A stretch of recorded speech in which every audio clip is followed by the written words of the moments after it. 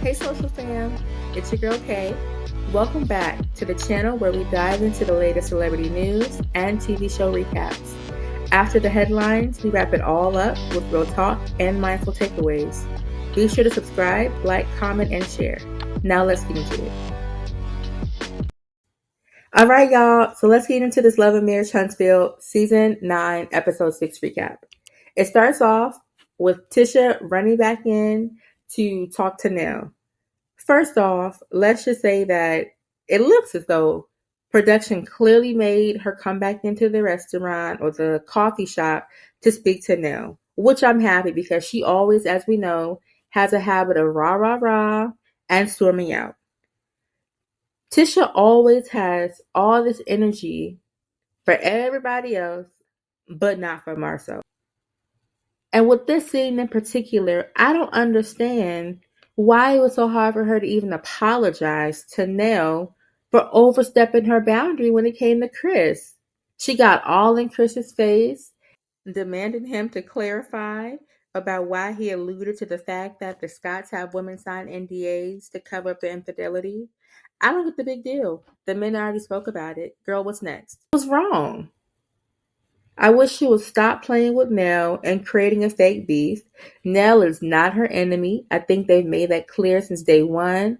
Do they have their opinions about their marriage? Sure. But to the point of creating drama with Chi and Nell and Chris, it doesn't make any sense. Rather than maybe seeking any type of advice from a couple who is seasoned in their marriage and has endured infidelity and spoken out about it, she'd rather push them aside, act like they're wrong, and making them her enemy. And it's unfortunate because while she tried to play Nell for being a life coach, Nell could probably teach her a thing or two about how to work through the problems that she and Marcel are going through. But she's so opposed to getting help and guidance that she can't even realize a genuine person when they're in her face.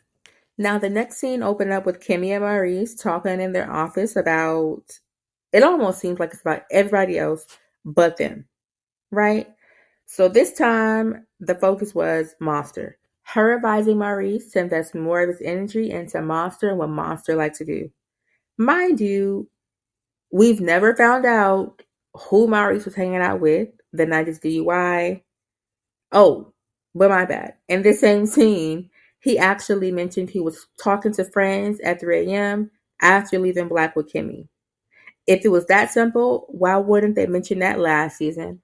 Also, I thought Kimmy swore up and down that she was already in the bed at the time of the DUI. So I'm confused. If she left Black, wouldn't she be up or maybe waiting on her husband, but instead she was surprised by how late he got home? I don't know. What are y'all thoughts on this scene? To me, it was a bit boring overall, not necessary. Another form of deflection to not speak about what's going on in their personal lives. Like, stop bringing your kids, Monster, Jalen into the fold. What's going on with Kimmy? What's going on with Maurice? Your businesses. I mean, do you all travel? Is Maurice really a real lawyer? Is he handling cases? I don't know. We have no idea. What homes are Kimmy selling? I mean, it'll be nice to hear more about them as a couple and not consistent deflection. Like Nell said, the people are saying they have no storyline. And if you're not going to bring it, bring somebody else in the show, Carlos. Let's get rid of Kimmy and Maurice. And mentioning not being transparent and having no storyline, we then go on to Marcel and Tisha. Let me start off by saying this. We immediately see their daughter Macy, and she is beautiful. We see their hair care products. Y'all see on the counter right there. Wishing them all the best on their hair care products and that. But that in itself is a storyline. I don't know if they're too nervous to maybe copy off of what Stormy did, but they actually seem to have storylines, but yet we don't see them, and I want to know why. Anyways, Tisha and Marcel know there's some truth to what Martell is saying. Tisha brings it up with Marcel by recapping her conversation with Nell, where she told Nell she was sorry for how she entered the space at Trisha's party and the energy she gave both she and Chris. However, Tisha was still wrong for amping up how she and Nell spoke at the coffee house. Her energy wasn't needed. I know she's tired of people constantly talking about her marriage, coming for her marriage. But girl, if you're tired of it, get off the show. It's been the storyline since day one when Martell dropped the news of your husband cheating on you. Not only that, but now Tisha and Marcel want to bring up loyalty and Destiny's loyalty to Martell. And to top it all off, guess what? Now Tisha wants marriages to be off limits. Is she serious? She had no problem talking about other people's marriages, including Lou, Tiff, Martell, Mel, hey, even Chris and Nell. But now all of a sudden, marriages are off limits like kids. Okay, girl, how convenient, how convenient. We get what you're putting down. And now it's apparent that you're starting to believe there's some truth to what's being put out there, especially with Martell's live that he put out a while ago before the season started. And if you thought that was bad, Chris low-key confirms there being some truth to whatever Martell put out in that video. Because in this scene, Nell tells him, yep, she saw the video. Yep, and she still doesn't believe it. And Chris almost looks surprised by the fact that Tisha does not believe what Martell said, as if it wasn't even enough information for her to actually question if there's infidelity happening in her marriage. It's almost like, despite whatever people have to say, people as in Martell, whatever the Fletcher say, Mel, she will never believe it until she actually sees somebody pop up in her face. And honestly, even then, I still think she would ask for more information. She'd want to see a text, a phone call. I think even then she'd be like, oh no, that's not his number. Oh no, he didn't text you. And it's sad. It's unfortunate to see it on TV, but she's not the only human being out there in this world acting like that. So fast forward to the next scene, which is one of my favorite scenes, is Martell laughing at Maurice's face as Maurice recaps his DUI. Y'all, Maurice said he hit a tree, an animal, a pole, hanging out with friends. All of it sounds like BS. We already know that Maurice, too, is out in these streets and tried to lie and cover it up. And Martell knows it, too. And that's why Martell laughed in his face when he told his story.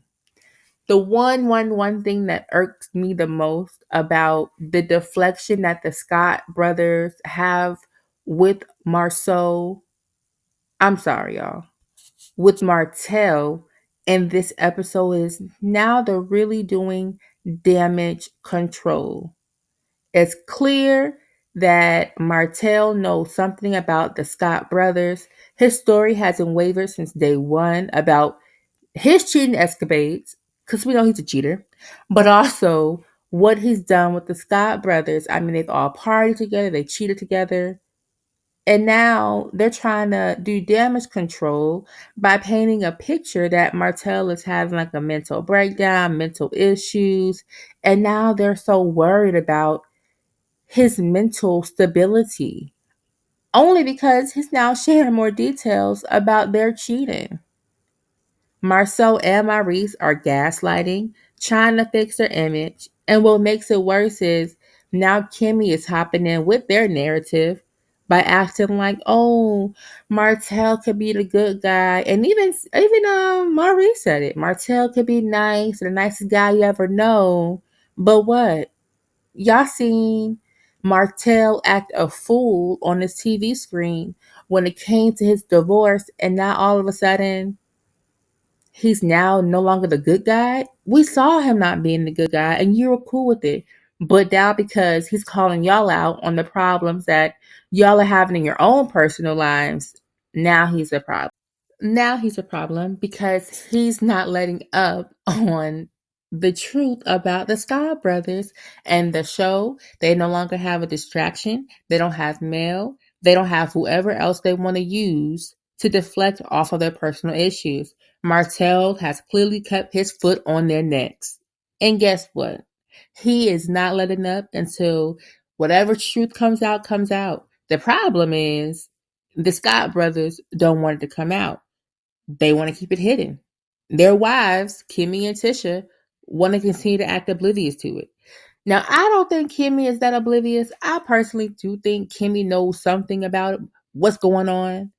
But I think she prefers it to stay off the show. And I think for that reason alone, they're never going to address the truth on TV. And if y'all ever notice, when a topic comes up, whether it's reunion time or on the actual show, they keep, especially Kimmy, circles around the topic. And of course, Maurice deflects on to the next topic, on to the next person.